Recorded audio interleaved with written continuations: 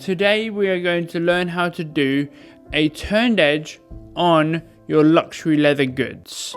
Hey friends, it's Will and welcome back to the channel. Thank you so much for joining me. I get asked all the time, how do you line a project that you are doing a turned edge on? So let's say you're making a card holder and let's say you're doing a turned edge on the top instead of painting or burnishing it, and you want to do it with a lining. So you want to line it but also do a turned edge. So today I'm going to teach you exactly how to do it on any project. This is a universal guide. This is something that you'll be able to put to any project that you want to do a turned edge and line it in the same thing. Okay, so for the pattern, I'm actually going to use one from my bifold wallet. It's available on my website, but any pattern you have will work because the way I'm teaching this is not pattern dependent. But if you want to help and support my channel, please do find the link in the description, because there are two ways of doing this. Either you cut your whole piece of leather to the size of the pattern and then try and fiddle it around, or the way I'm going to teach you today, which is you overcut both pieces. So I'm using 0.8mm Alran goatskin. Absolutely love this stuff, it's beautiful to work with, but I'm overcutting. Normally you'd cut the outside surface to size and then you'd cut the lining oversized, but for this we're cutting them both very oversized. We're going to skive the top 10mm.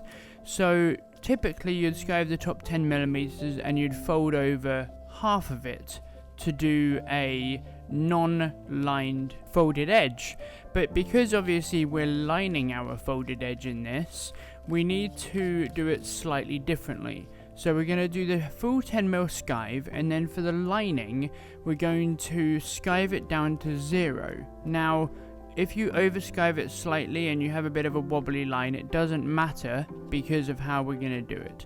So it's really important that that skived edge at the top has a really good layer of glue on it. So I'm using a water-based adhesive in this.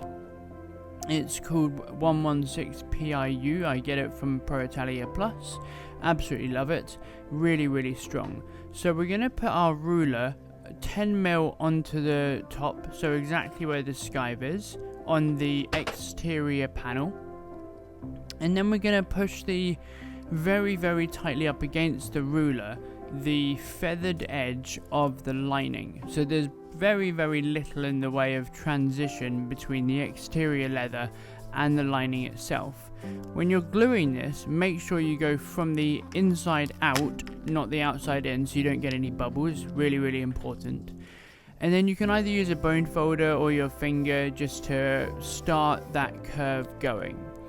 And then depending on how far that curve naturally wants to go, in this case it's just over 15mm, it's about 17mm, but you'll figure that out when you do it yourself. You'll get to a natural point of the curve. You want to mark that out with some masking tape. Now you could use a ruler for this if you don't have masking tape, but I really like the masking tape technique.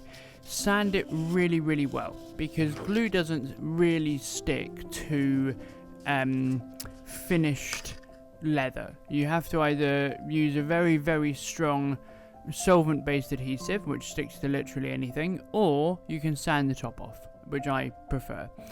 And then again put a really thick, well not thick, but a very generous coating of glue onto that edge.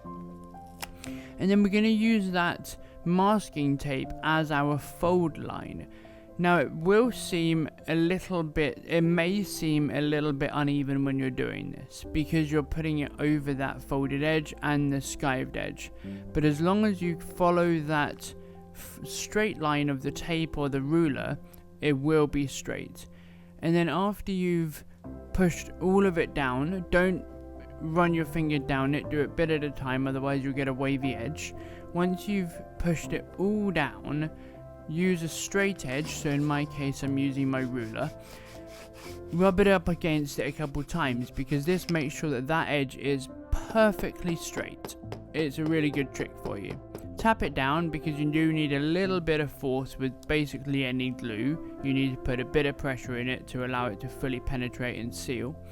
And then I'm using my Junlin leather creasing iron, which I absolutely love, and I've got a tutorial, a review on that coming up, so make sure you subscribe to the channel, as he very, very graciously sent it over for me to put it through its paces, and I've got to say, TLDR, I absolutely love it. So now for the part that I don't see any other leather workers teach. We're going to put our pattern down. So in my case, the pattern has a 5mm overcut for it, so we don't want to include that. So we're going to make sure our pattern is on the piece of leather at the right point. So if your pattern doesn't include a folded edge allowance, just put it on the top. If your pattern does, you don't need to do that part. Make sure it's stuck down. I use a little bit of double-sided tape, but if you're using veg tan, you might just need to use a weight. And then cut the excess off. Now for thickness, this is a 0.8mm goat skin. I would recommend slightly thinner. I would recommend between 0.5 and 0.6 mil, because 0.8 is just a little bit thick for doing this, but it's all I had on hand and I don't have a splitter. So if you want me to get a splitter, make sure you're subscribed and buy my pattern so I can afford to buy one. Then it's time to take that masking tape off. You can do it before this point if you want, but I honestly forgot. And then mark out our stitch line. Now, you don't have to do a stitch line. The glue should be okay to hold, but as I build my stuff to last generations, not years, I like to stitch these down. With a normal folded edge, you don't need to, because it's grains backside to backside basically. But because this is backside to front side, because obviously it's the front side of the leather, the grain side of the leather to the flesh side of the front, so is back to front basically on the fold, I can't guarantee that the glue will stick forever.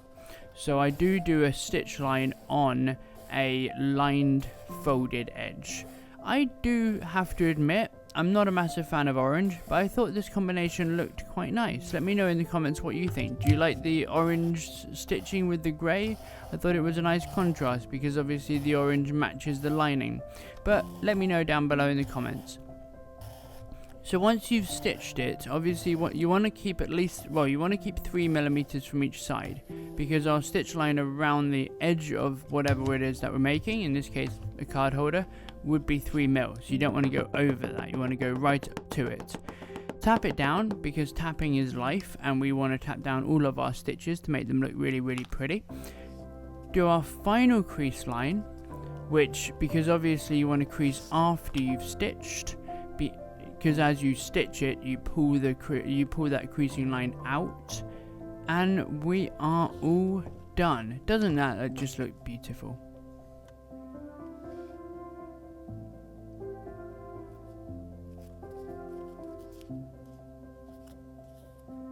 Thank you guys so much for watching. I really, really enjoyed teaching you guys this. Don't forget to like, comment, and subscribe. Do all of the YouTuber things. And if you want to watch more of my content, there is loads on my channel. So don't forget to go check that out. And let me know in the comments, what are you going to do your turned edge on and line at the same time? Have a phenomenal weekend. Take care.